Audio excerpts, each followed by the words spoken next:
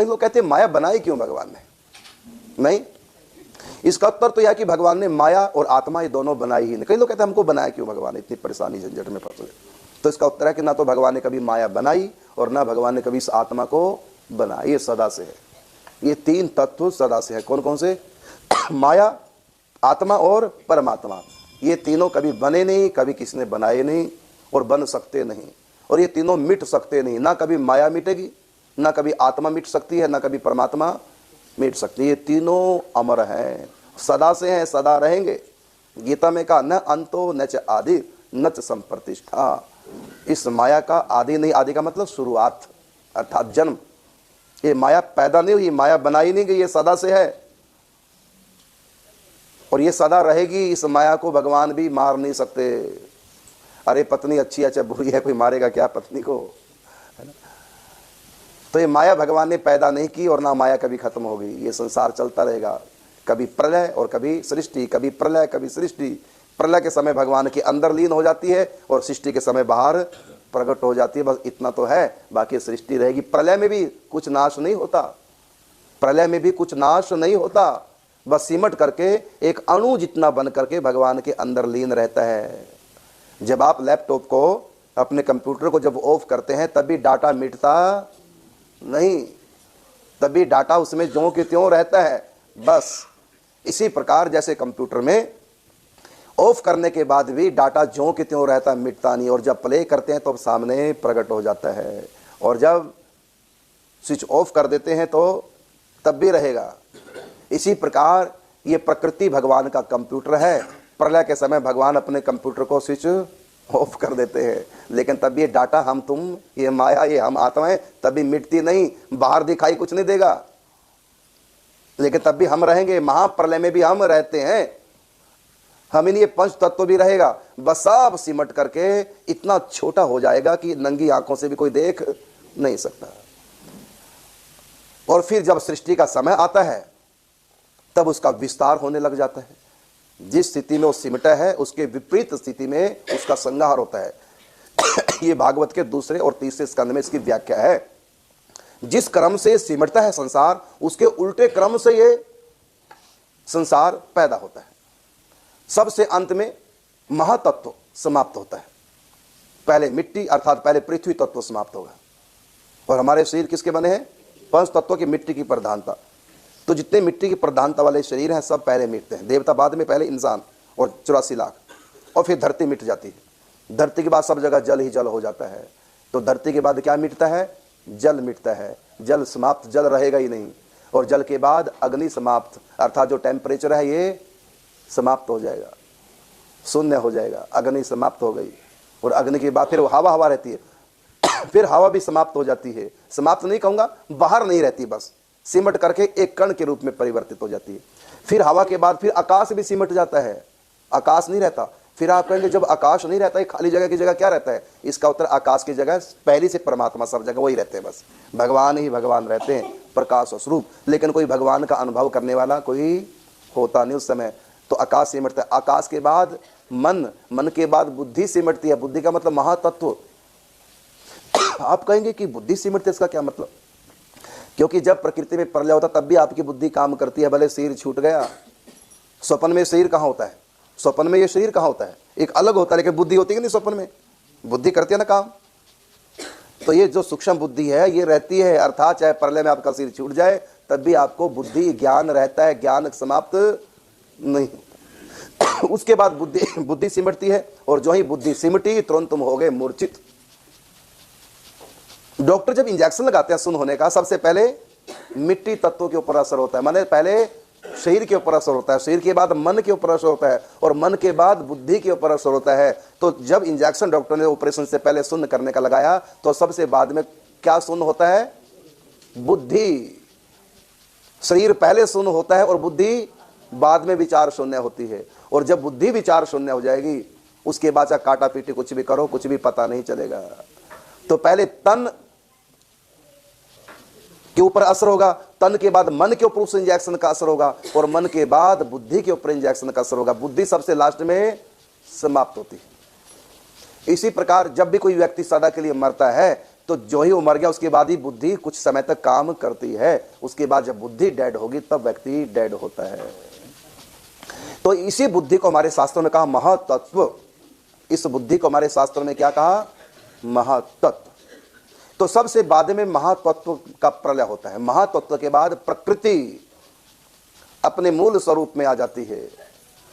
उस समय कुछ भी कार्य नहीं होता, एक तत्व वहां काम करता, सारे तत्व निष्क्रिय हो जाते हैं। मिट्टी, जल, अग्नि, वायु, आकाश, मन, बुद्धि सब निष्क्रिय हो गए। एक तत्व उस समय सारा कुछ सिमट करके एक कण के समान हो जाता है। वो कण इतना छोटा होता है कि आंखों से भी दिखाई नहीं देता। वो कण आंख में भी चला जाए तो पता नहीं चलता कि आंख चुभेगी भी नहीं, इतना छोटा। सारी सृष्टि सब सिमट कर इतनी छोटी और सब भगवान के अंदर लीन हो जाती है। तो प्रकृति रह जाती है। फिर मूल प्रकृति भी रजोगुण, तमोगुण, सत्वगुण तीनों साम्य अवस्था को प्राप्त हो जाते हैं। उसके बाद प्रकृति भी भगवान के अंदर लीन हो जाती है। तो उस समय एक तत्व बचता है। जब प्रकृति भगवान में लीन हो जाती है तो फिर क्या बचा बाद में? भगवान ही भगवान बचे हैं। सर्वत्र भगवान भगवान। आकाश भी नहीं होता, आकाश के स्थान पर भगवान होते हैं। अब भगवान के सिवा एक तत्व बचता, क्योंकि भगवान तत्वों के अंदर नहीं आते। भगवान तत्वों में भगवान की गणना नहीं होती। तो प्रकृति तो सिमट कर भगवान में चली गई, बाहर कुछ नहीं बचा, भगवान ही भगवान, निराकार स्वत्र व्याप्त प्रकाश। लेकिन प्रकाश का अनुभव करने वाली कोई आत्मा, कोई आंख देखने वाली नहीं होती।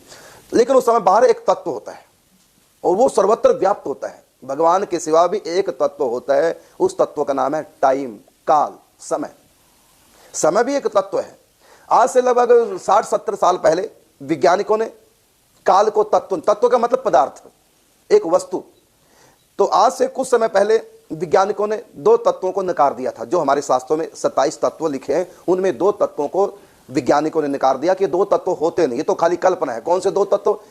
तो वैज्ञानिक कहते हैं आकाश नाम का कोई तत्व होता नहीं, कोई चीज नहीं आकाश नाम की, तो खाली जगह है। कुछ ना होने को आकाश नाम रख दिया, लेकिन आकाश है नहीं, माने कोई पदार्थ नहीं, कोई वस्तु नहीं, आकाश कुछ नहीं है, बस इसलिए खाली जगह, तो खाली जगह का नाम आकाश रख दिया। आकाश नाम का कोई तत्व नहीं होता। ये किसने कहा? वैज्ञानिकों ने। क्योंकि आकाश का अनुभव नहीं कर पा रहे थे वैज्ञानिक, आकाश को पकड़ नहीं पा रहे थे। आकाश का जो गुण है वो शब्द है, उस पर ध्यान नहीं उनका जा रहा था। और इसी प्रकार से वैज्ञानिकों ने 27 हमारे शास्त्रों में जो तत्व लिखे उसमें एक तत्व है, उस तत्व का नाम है समय, टाइम। तो वैज्ञानिकों ने कहा कि आकाश कोई तत्व नहीं, इसी प्रकार टाइम, समय भी कोई चीज नहीं होती। ये दोनों कल्पना है, बस ये है नहीं हकीकत में। लेकिन हमारे शास्त्रों में 27 तत्वों में, 27 पदार्थों में, 27 वस्तुओं में जिससे ब्रह्मांड बना, उसमें आकाश को भी माना। भौतिक 5 तत्वों में माना ना, 5 तत्व, मिट्टी, जल, अग्नि, वायु और आकाश। तो जैसे मिट्टी की सत्ता है, मिट्टी एक वस्तु है, ऐसी अग्नि भी एक वस्तु है, वायु भी एक वस्तु है। इसी प्रकार जल भी एक वस्तु है, ये कल्पना नहीं है, जल वस्तु है। ऐसी आकाश भी वस्तु है। ये नहीं कि कुछ नहीं है, आकाश खाली है, खालीपन का नाम रख दिया। अरे नहीं, आकाश भी है, तत्व है, इसका गुण शब्द है। इसी प्रकार टाइम, समय भी तत्व है। देखो हमारे ग्रंथों में लिखा, अब तो वैज्ञानिकों ने सिद्ध कर दिया कि जितना हम हाइट पे जाएंगे समय उतना ही स्लो होता चला जाता है। ये वैज्ञानिकों ने सिद्ध कर दिया। यदि टाइम नाम का कोई तत्व नहीं है तो फिर ऊपर जब इनके हो जाते हैं तो वहां समय स्लो क्यों हो जाता है? इसका मतलब यदि समय स्लो हो गया, इसका अर्थ है कि समय भी कोई कुछ होता है, वो कल्पना नहीं है। यदि समय नाम की कोई चीज नहीं है तो जितना ही ऊपर विज्ञान के जाते हैं, इनके वो जो भी है यंत्र, तो वहां समय का, यहाँ के समय से सेकंड का भी कुछ अंश वहां कुछ वहां पर स्लो हो जाता है। ये वैज्ञानिक बताइए, हमने भी पढ़ा है। तो समय भी एक तत्व है। अब देखिए, जब आज का वैज्ञानिक टाइम को, समय को, काल को तत्व नहीं मानता था, कल्पना मानता था, और आकाश को भी तत्व नहीं मानता था, कल्पना मानता था। जब वैज्ञानिकों ने इन दोनों तत्वों को कल्पना माना, तब भी भागवत जी हमारे कहती कल्पना नहीं है, ये भी एक वस्तु है, इसकी भी सत्ता है। लेकिन आज वैज्ञानिकों ने सिद्ध कर दिया कि भागवत के दूसरे और तीसरे स्कंद में जो 27 तत्वों की चर्चा आई है, उसमें काल भी एक तत्व है। तो जिस समय सारी प्रकृति सिमट करके भगवान में लीन हो जाती है तो बाहर सब कुछ कौन है? निराकार परमात्मा ही परमात्मा है। तो कहा कि उस समय एक तत्व बचता है, वो भगवान अपने अंदर लीन नहीं करते, वो तत्व क्रियाशील रहता है। उस तत्व का नाम क्या है? टाइम, काल। इस प्रकार 4 अरब साल जब हो जाएंगे, तो 4 अरब साल जब प्रकृति में प्रलय के हो जाते हैं, तब दोबारा से सृष्टि रची जाती है। अब देखो, जब प्रकृति 4 अरब साल तक प्रलय रहती है, इसका मतलब 4 अरब साल तक टाइम चलता रहता है, घड़ी चलती रहती है, मतलब क्रिया, टाइम अपना काम करता है। तो काल ही एक ऐसा है जो कभी विश्राम नहीं करता। प्रकृति भी महाप्रलय में विश्राम करती है, साम्य अवस्था को प्राप्त हो जाती है, लेकिन काल उस समय भी चलता है। अब काल के पास ये पावर कहां से आई? तो भगवान श्री कृष्ण गीता में कहते हैं, मैं हूं काल के रूप में, मैं हूं, क्योंकि मैं कभी मिटता नहीं। तो भगवान ही काल बनते हैं। लेकिन भगवान के धाम में भी काल है, टाइम भगवान के धाम में भी है। जो मैंने कहा ना कि उस समय कुछ नहीं रहता, निराकार ही निराकार, तो जहां ये प्रकृति है इसकी जगह निराकार भगवान है। लेकिन प्रकृति का जो स्पेस है इसके आगे साकार भगवान है, साकार भगवान का लोक है कृष्ण का। तो महाप्रलय में भी रास चलती रहती है भगवान कृष्ण की, वो दुनिया रहती है, वहां के वृक्ष पेड़ पौधे रहते हैं, वहां काल का प्रवेश नहीं। तो काल स्वयं भगवान है, भगवान के धाम में भी काल है, इस प्रकृति में भी काल है, लेकिन अंतर है, यहां का काल मृत्यु स्वरूप है। यहां का काल 6 काम करता है। यहां जो परमात्मा काल के रूप में क्या काम करते हैं? 6 काम करते हैं। वो 6 काम कौन कौन से? पैदा करना, किसी को भी, वस्तु को, परिस्थिति को, जीव को, किसी को भी पैदा करना, और उसको उसकी सत्ता कायम रखनी कुछ समय के बाद, फिर उसमें परिवर्तन करना, फिर उसमें बढ़ापा या उसका कमजोर करना धीरे क्षय, फिर धीरे धीरे कम होगा और अंत में मिट जाएगा। तो ये 6 काम किसके हैं? काल के हैं। किसी को भी पैदा करना, उसकी सत्ता कायम रखना कुछ समय तक, उसको बड़ा करना, फिर उसमें परिवर्तन करना, उसका क्षय करना और अंत में उसको समाप्त करना। ये 6 काम किसके हैं? टाइम के, समय के। समय 6 काम। हमको किसने पैदा किया? समय ने, टाइम ने पैदा किया। और हमारे शरीर में परिवर्तन किसने किया? देखो, व्यक्ति को देख के पता चल जाता है कि 90 साल का होने वाला, ये 50 साल का लग रहा है, ये 60 साल का लग रहा है। ये देखने से ही आयु का पता चल जाता है, समझना। जैसे हमारे सामने बुजुर्ग बैठे हैं, इनकी उम्र कितनी होगी अंदाजे से देखने से लग रहा है कि 60 प्लस है। 60 का मतलब सीधा काल, टाइम। तो कब ये पैदा हुए थे और आज हमको लग रहा है 60 साल के, इसका मतलब काल भी दिखाई दे रहा है। किसके रूप में? काम के रूप में। काल का काम है, कार्य देखते ही कारण का पता चल जाता है, कार्य से कारण का पता चल जाता है। तो ये बच्चे थे जब पैदा हुए, आज ये 60 प्लस के दिखाई दे रहे हैं। ये काम किसने किया? काल। तो काल नहीं पैदा किया। गर्भ में कितने काल रहे हम लोग? तो अगर वो काल ना हो, जो जहां है वहीं स्थिर हो जाएगा। ये गति कौन दे रहा है हमको? काल दे। अगर काल समाप्त हो जाए यहां पर तो सब स्टैच्यू बन जाएंगे, क्रिया खत्म हो जाएगी। कोई प्रकृति में कहीं भी कोई क्रिया हो ही नहीं सकती। तो सब काम कर कौन रहा है? काल। इसलिए भगवान ने कहा सब कुछ मेरी इच्छा से हो रहा है, सब काल की। यदि काल ना हो, केवल एक तत्व बंद कर दिया जाए, खत्म हो जाए, एक तत्व खत्म हो जाए, हम जहां बैठे वहीं बैठे रह जाएंगे, क्रिया नहीं होगी, सड़ेंगे भी नहीं, कीड़े भी नहीं पड़ेंगे, बदबू भी नहीं होगी। क्यों नहीं होगी बताओ? क्योंकि जब परिवर्तन ही नहीं होगा, जब परिवर्तन कुछ नहीं, जो चीज जैसे जोंक तो वैसी रहेगी हमेशा। और जब काल ही नहीं रहेगा, ये भी नहीं कहेंगे 10 साल तक 100 साल तक ऐसी रहेगी। जब है ही नहीं समय तो 100 साल का मतलब ही नहीं रहा। हम सदा के लिए अजर अमर हो गए, लेकिन क्रियाहीन डेड हो जाएंगे। हम कुछ सोच भी नहीं पाएंगे, क्योंकि सोचना भी एक मानसिक क्रिया है और काल ही क्रिया को करता है। जब काल ही नहीं, जब टाइम ही नहीं, जैसे पिक्चर चल रही है तो कौन चला रहा है? काल। अब हमने उसको वो कर दिया, पुश कर दिया बटन को, तो वहीं पे एकदम स्टिल हो गई। भले फोटो स्टिल हो गई, लेकिन तब भी काल वहां काम कर रहा है। लेकिन पुश करते ही तो काल क्या करता है? क्रिया करता है सबकी। यदि क्रिया ना हो, यदि काल ना हो तो क्रिया समाप्त। कहीं भी कोई क्रिया नहीं रहेगी, जो जहां जैसा है वैसे जो कहते हो, ना दिमाग सोचेगा, शून्य हो जाएगा। तो सारा कुछ कौन कर रहा है? काल। और काल कौन है? तो भगवान कहता है मैं काल हूं। तो जब महाभारत में जब सबको मारना था भगवान को, तो गीता में 11 स्कंद में भगवान अर्जुन से कहते हैं कि अर्जुन, इस समय मैं क्या कर रहा हूं? मेरा कर्म क्या है? इस समय मैं काल बनकर प्रकट हुआ हूं। मतलब सबकी मौत सफाया करने के लिए। काल के 6 काम है और काल का अंतिम काम क्या है? समाप्ति। तो भगवान ने कहा समय में काल बन के प्रकट हुआ हूं। तो काल का मतलब मौत भी होता है, काल का मतलब टाइम भी होता है, काल का मतलब मौत, मौत का मतलब भी काल ही होता है, समय, टाइम। कहते इसका टाइम आ गया, मतलब मौत आ गई। तो टाइम और मौत एक ही शब्द है, काल। तो भगवान ने कहा गीता में मैं काल बन करके समय प्रकट हूं, अर्थात सबकी मौत बन करके। और उन्हीं की शक्ति है जिसको कहते हैं काली। महाकाली कौन है? काल रात्रि, महारात्रि, ये मौत मृत्यु की देवी है। तो ये काल ये काम किस रूप में कर रहा है? भगवान शिव के रूप में कर रहा है, और पालन विष्णु के रूप में, और सृजन ब्रह्मा जी के रूप में। लेकिन ये सब काल के अधीन हो रहा है, सृष्टि। इसलिए ब्रह्मा विष्णु महेश भी किसके अधीन काम कर रहे हैं? काल के अधीन काम कर रहे हैं। लेकिन जब भगवान श्री कृष्ण इस दुनिया में आते हैं तो उस समय काल के अधीन नहीं होते, बल्कि काल को अपने अधीन करके रखते हैं। जब महाराज लीला शुरू हुई तो भगवान ने काल से क्या कहा? जहां मेरी लीला हो रही है यहां तुम प्रवेश नहीं करोगे। तो बाहर 6 महीने बीत गए और यहां पर 1 सेकंड नहीं बीता था। बाहर दुनिया के कितने महीने बीत गए? 6 महीने। और लोग कहते हैं कि एक रात्रि नहीं, 1 सेकंड भी नहीं था। जिस समय रास प्रारंभ हुई तो बाहर की दृष्टि से कहें 6 महीने रास चली, लेकिन वहां 1 सेकंड भी नहीं बीता। तो वही समय रहा। ये नहीं कि पूर्णिमा को चंद्रमा निकले जब बंसी बजाई, इधर पूर्णिमा को चंद्रमा निकले, शरद पूर्णिमा को भगवान ने बंसी बजाई। कहां बंसी बजाई? ले जाएंगे वहां पर आप लोगों को, 84 कोस की परिक्रमा वहां भी जाएगी बंसी बट। तो बंसी बट में भगवान ने बंसी बजाई। आज भी वो वट वृक्ष है जिसके नीचे बंसी बजाई, यमुना के किनारे। तो बंसी बट पे बंसी बजाई। बंसी बट से सीधा नाक की सीध भी करें तो बरसाना 50 किलोमीटर है। रोड के रास्ते जाएं तो 60 किलोमीटर हो जाएगा, और सीधे सीधे नाक के सीध एकदम स्ट्रेट तो 50 किलोमीटर तक है।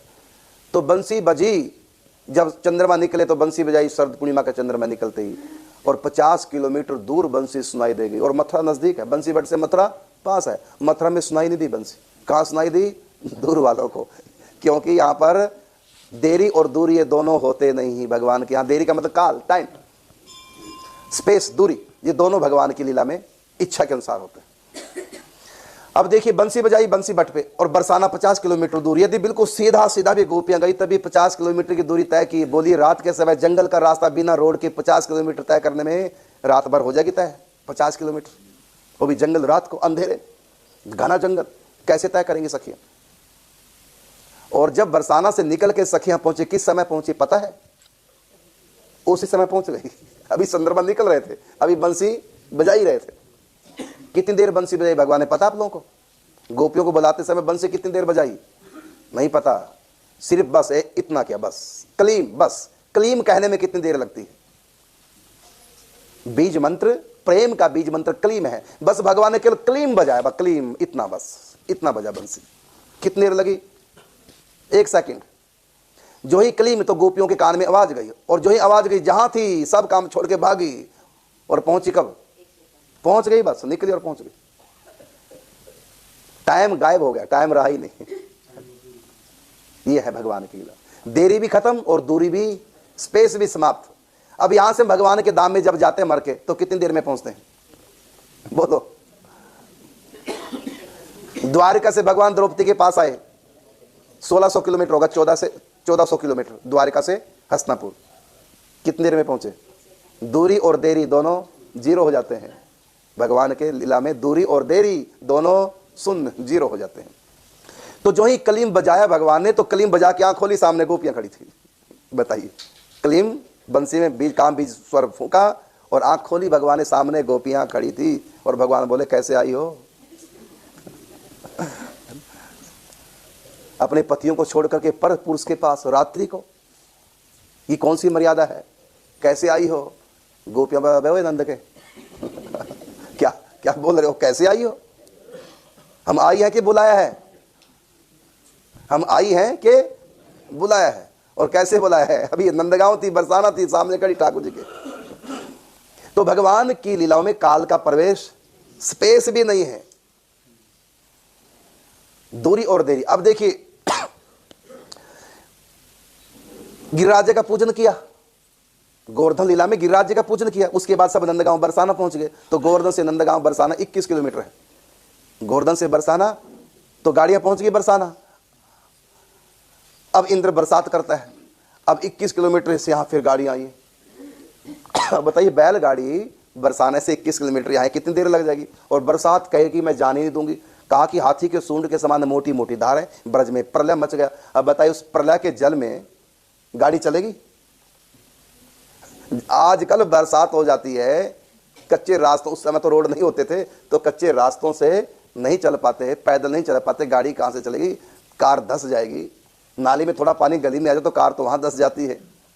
अब बताइए, नंदगांव से बरसाने से गोवर्धन आ गई और बरसात कहे कि आज ही आना है। इंद्र कहता है प्रलयंकारी बरसात पूरे ब्रज को बहा दो, पानी ही पानी। अब बताइए, इस पानी पानी में सब ब्रजवासी 21 किलोमीटर की दूरी तय करके गोवर्धन पहुंच पाएंगे? अरे तेज बरसात अब हो जाए तब नहीं पहुंच पाते, वो तो फिर प्रलयंकारी बरसात कैसे पहुंच गए। और देखो दूसरी बात, नंदगांव से गौवे चराने के लिए गिरिराज जी हर रोज आते थे। बताइए, नंदगांव से गिरिराज जी हर रोज आना और संध्या के समय जाना, ऐसा हो सकता है इतनी दूरी? अरे गैया गिरिराज से निकली, पहुंच गई बरसाना, बीच की दूरी गायब हो जाती है।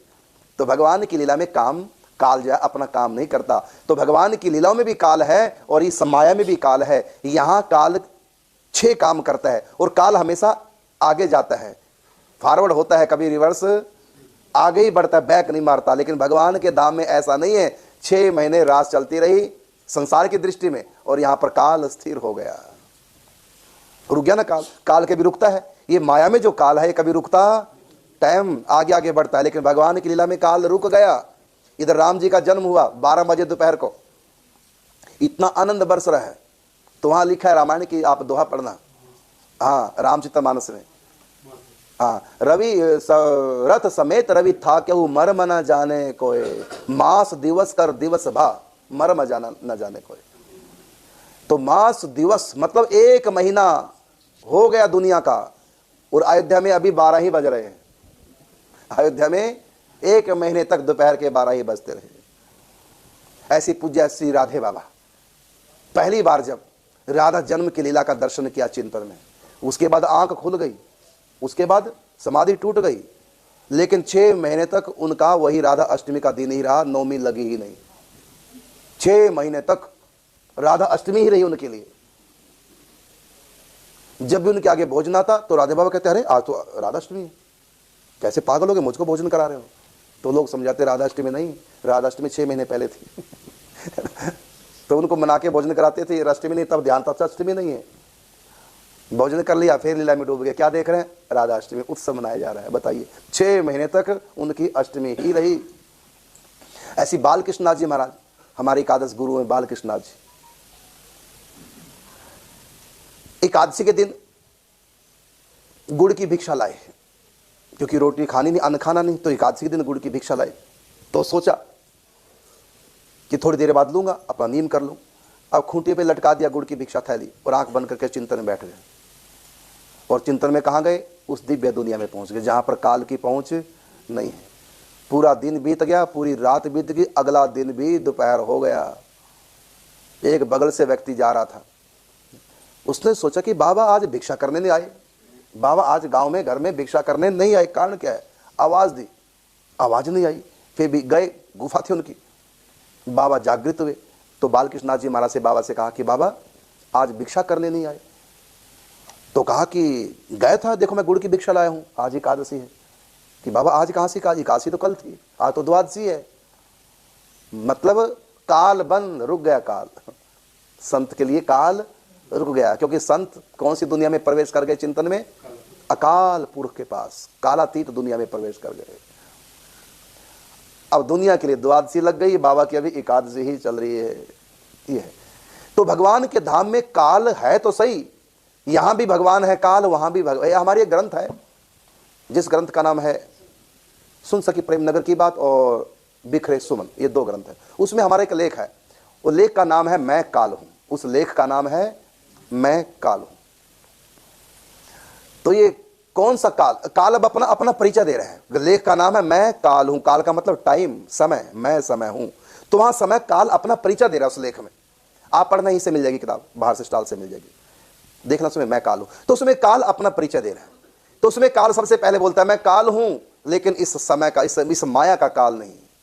माने यहां जो काल है वो मैं नहीं हूं। मैं कौन सा काल हूं, भगवान के धाम में जो काल है। और भगवान के धाम में काल कौन है, स्वयं भगवान कृष्ण है। तो वहां काल अपना परिचय दे रहा है कि माया में जो काल है प्रतिक्षण आगे बढ़ता है। वही काल ही सुबह से दोपहर कर देता, दोपहर से संध्या, संध्या से रात्रि। लेकिन वो काल अपना परिचय देते कहता कि मैं ऐसा नहीं हूं। तो वहां पर काल अपनी मर्जी से प्रतिक्षण आगे चलता है। लेकिन यहां पर जो मैं काल हूं धाम में, भगवान के धाम में, यहां में प्रतिक्षण आगे नहीं चलता, कभी रुक जाता हूं और कभी बैक मार जाता हूं। सुबह के बाद क्या होता है, दोपहर, और दोपहर के बाद, वो तो यहां का काल का रूल है। लेकिन भगवान काल अपना परिचय दे रहा है कि मैं ऐसा नहीं हूं। सुबह के बाद दोपहर होती है, दोपहर के बाद दोबारा से सुबह भी हो सकती है, संध्या नहीं हुई वापिस। तो वहां काल अपना परिचय दे रहा है कि मैं काल हूं, लेकिन ये मायावी काल नहीं हूं, मैं भगवत धाम का भगवत स्वरूप हूं, मैं भगवान हूं, मैं ब्रह्म हूं, काल के रूप में निवास कर रहा हूं। तो मैं लीला का संपादन करने के लिए कभी स्थिर हो जाता हूं, कभी आगे बढ़ जाता हूं छलांग। मैंने सुबह के बाद तुरंत रात हो गई, दोपहर गायब कर दिया, ये भी मैं करता हूं। मौसम ऋतुएं बदलती हैं समय के हिसाब से, बरसात के बाद सर्द ऋतु, शिशिर ऋतु, फिर सुबह बसंत, फिर गर्मी, ऋतुएं बदलती है ना। लेकिन भगवान के धाम में ऐसा नहीं, जब जिस ऋतु की। अब देखो इस समय होली का दिन नहीं ना, बसंत ऋतु नहीं, होली का नहीं दिन, ये शरद ऋतु इस समय चल रही है, तो इस समय होली का उत्सव नहीं। लेकिन अगर भगवान के धाम है और किसी सखी के मन में है कि होली खेले, तुरंत मौसम परिवर्तित, तुरंत फागुन का महीना हो गया, सखी के मन में हुआ। अब देखिए सखी के मन में कि गर्मी का मौसम हो और हम सरोवर में स्नान करें, सब सखियां विहार करें, और मौसम कौन सा है, शिशिर, ठंड कड़ाके की, तो तुरंत क्या होगा, गर्मी की ऋतु। अब सरोवर पे जाएंगे नहीं, सामने सरोवर प्रकट हो जाएगा, अब जल विहार लीला शुरू। ये है वहां का काल। तो मैं बता रहा था सारी सृष्टि में जब प्रलय आ जाती है, मिटता कुछ भी नहीं, बस सिमटता है। मिटना अलग होता है, सिमटना अलग होता है। आप संध्या के समय सारे कामों को समेट लेते हैं, सारे बर्तनों को मान धोकर समेट के रख देते हैं, है ना। तो मिटता नहीं, समेटते हैं। ऐसे भगवान कहते हैं संसार में कुछ भी मिटता नहीं, मैं समेटता रहता हूं। ये काम कौन करता है, काल करता है। तो उस समय सारा कुछ सिमट करके भगवान के भीतर चला जाता है, फिर बाहर कुछ भी बचता नहीं। ऐसी एक बार की बात, प्रलय हो चुकी थी, अभी हो रही थी, पूरी नहीं प्रलय हुई थी, मतलब अभी मिट्टी तत्वों की प्रलय हुई थी। सबसे पहले प्रलय किसकी होती है, मिट्टी तत्व की। और मिट्टी तत्व का मतलब पृथ्वी, पृथ्वी समाप्त। और जब पृथ्वी समाप्त है तो शरीर भी समाप्त, क्योंकि शरीर भी तो मिट्टी तत्व के बने हैं। पांचों तत्वों में से एक भी निकल जाए तो चार तत्वों से जीवित नहीं रह सकते। यदि किसी का शरीर ठंडा पड़ जाए, अग्नि, तो फिर वो जो चार तत्व बच गए वो क्रियाशील नहीं होते, मतलब व्यक्ति डेड। तो पृथ्वी तत्व भी समाप्त हो गया। तो पृथ्वी तत्व समाप्त का मतलब जितने भी यहाँ सब कुछ पृथ्वी तत्व है। ये जो गमला है ये भी पृथ्वी तत्व है, ये शेर भी, ये कैमरा भी, ये आपके कपड़े भी, सब पृथ्वी तत्व से। तो जब पृथ्वी तत्व समाप्त, एक प्रकार से प्रलय आ गई, कुछ भी नहीं बचा। लेकिन अभी पृथ्वी तत्व समाप्त हुआ था, जल तत्व अभी समाप्त नहीं हुआ था, अभी सब जगह फिर जल ही जल हो गया। तो भगवान ने बराह रूप धारण किया, तो पृथ्वी से एक प्रश्न किया कि समय समस्त जगह सब जगह जल ही जल है, मैं पृथ्वी कहीं नहीं हूं। ये तब की बात, सृष्टि जब पैदा की, मैंने कहा ना जिस रूप में प्रलय होती है उससे उल्टे क्रम से, जिस क्रम से प्रलय होते है उसके उल्टे क्रम से सृष्टि की उत्पत्ति होती, एक रूल है। तो उस समय पृथ्वी तो आ गई थी, लेकिन हिरण्याकश्यप हिरण्याक्ष पृथ्वी को ले गया था पाताल में अपनी पावर से। क्योंकि जो ये हिरण्याक्ष था ये कोई साधारण नहीं था, ये भगवान के धाम में जय विजय वही हिरण्याकश्यप और हिरण्याक्ष बने हैं। तो भगवान के धाम में, तो भगवान दिखाना चाहता कि मेरे धाम में जो एक बार आ जाता है उसमें पावर कितनी आ जाती है। तो भले वो सनकादिक ऋषियों के श्राप से मृत्यु लोक में आ गए, लेकिन उसमें पावर देखिए कितनी, भगवान के धाम से आए थे श्रापवश, पावर देखिए, पृथ्वी को यहां से ले गए पाताल में। तो उस समय सब जगह जल ही जल। तो उस समय पृथ्वी देवी ने भगवान से कहा कि प्रभु सब जगह इस समय जल ही जल है, मैं इस समय, मेरा भौतिक जो कलेवर है पृथ्वी तत्व वो कहीं भी इस समय नहीं।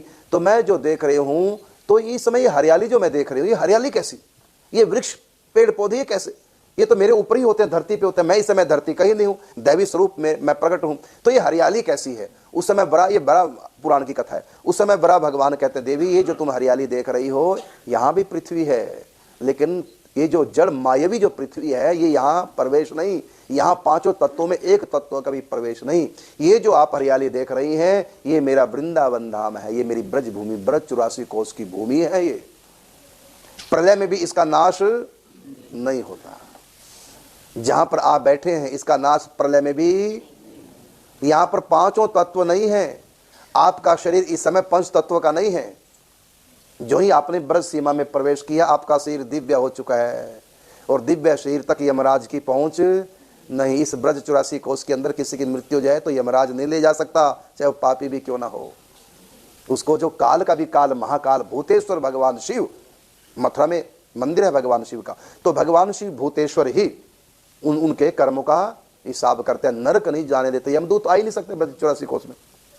तो ये ऐसी पवित्र भूमि। अब आपको लगता है हमारा शरीर पंच तत्वों का नहीं दिव्य है, तो हमारे शरीर में जो रोग है फिर ये भी ठीक हो जाना चाहिए।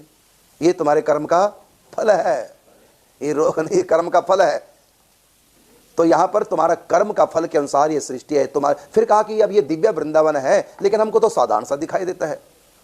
ये भगवती योग माया का चमत्कार है कि जब तक तुम्हारे हृदय में प्रेम तत्व प्रकट नहीं होगा भगवान के प्रति, तब तक ये पर्दा योग माया कहती है रहेगा, मैं छिपा के रखूंगी।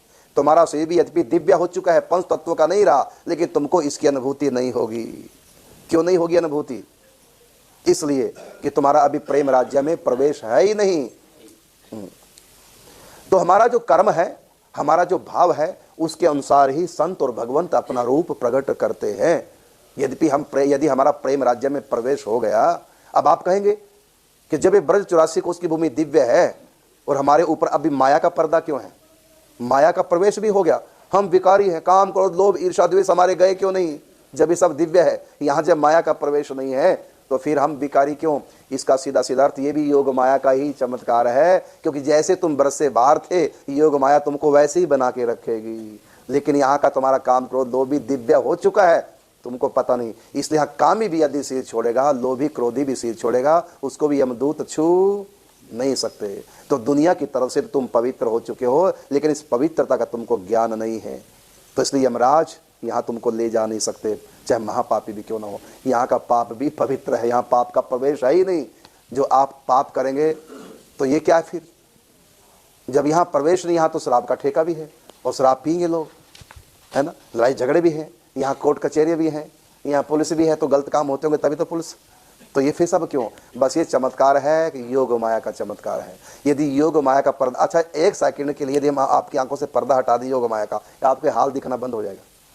हाल की जगह क्या दिखाई देगा? चिन्ह में दिव्य वृंदावन, और मैं दिखना बंद हो जाऊंगा, शरीर दिखना बंद। इसी जगह क्या दिखाई देने लगेगा? बोलो, कुंद प्रिया नाम की कोई सखी दिखाई देगी। ये शरीर दिखना बंद, क्या दिखाई देगा?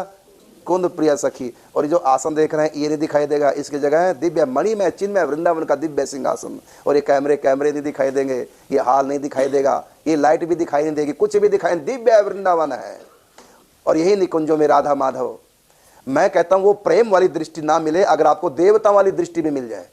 प्रेम वाली दृष्टि तो बहुत आ गया, देवताओं की भी पहुंच नहीं। यदि आप लोगों को देवताओं वाली दृष्टि मिल जाए तब भी आप यहां कुछ और देख पाएंगे, ये नहीं दिखाई देगा। तब भी यदि आपको देव दृष्टि मिल जाए, ये हाल तो दिखाई देगा, आप सब लोग भी एक दूसरे को देखेंगे, लेकिन यहीं पर कुछ ऐसे दिव्य संत भी दिखाई दे सकते हैं। आपको दिव्य दृष्टि अगर मिल जाए, देवता वाली दृष्टि मिल जाए, तो यहाँ ऐसे ऐसे संत भी आपको दिखाई देंगे कि जो आपने कभी सुना भी नहीं, माने सोच नहीं सकते कि इस समय जो सत्संग चल रहा है केवल हम ही नहीं सुन रहे हैं, और भी संत सुन रहे हैं।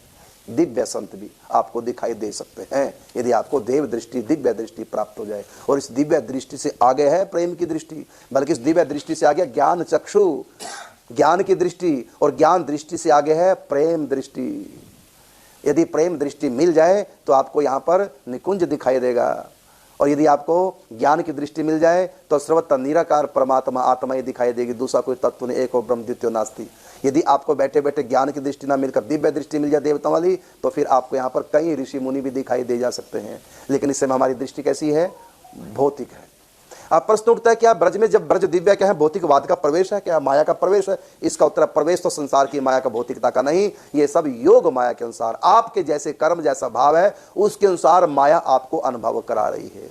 यदि आपके कर्म अच्छे हो और भक्ति भावना पूर्ण हो, फिर आपको यहाँ कुछ और ही दिखाई देगा।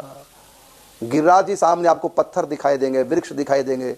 यदि आपको प्रेम दृष्टि एक सेकंड के लिए मिल जाए तो आप देखेंगे गिरिराज जी ये शिलाएं नहीं है, मणियां हैं सब, इनमें से प्रकाश निकला है। सूर्य में भी इतना तेज नहीं जितना उन मणियों में तेज है। यहाँ के वृक्ष भी झिलमिलाते दिखाई देंगे, यहीं पर ठाकुर जी गौवें चराते दिखाई दे जा सकते हैं दिव्य दृष्टि से। तो ऐसा संतों की अनुभूतियां होती हैं समय से, हमेशा के लिए ठाकुर जी नहीं करते, तो सिर छूट जाएगा।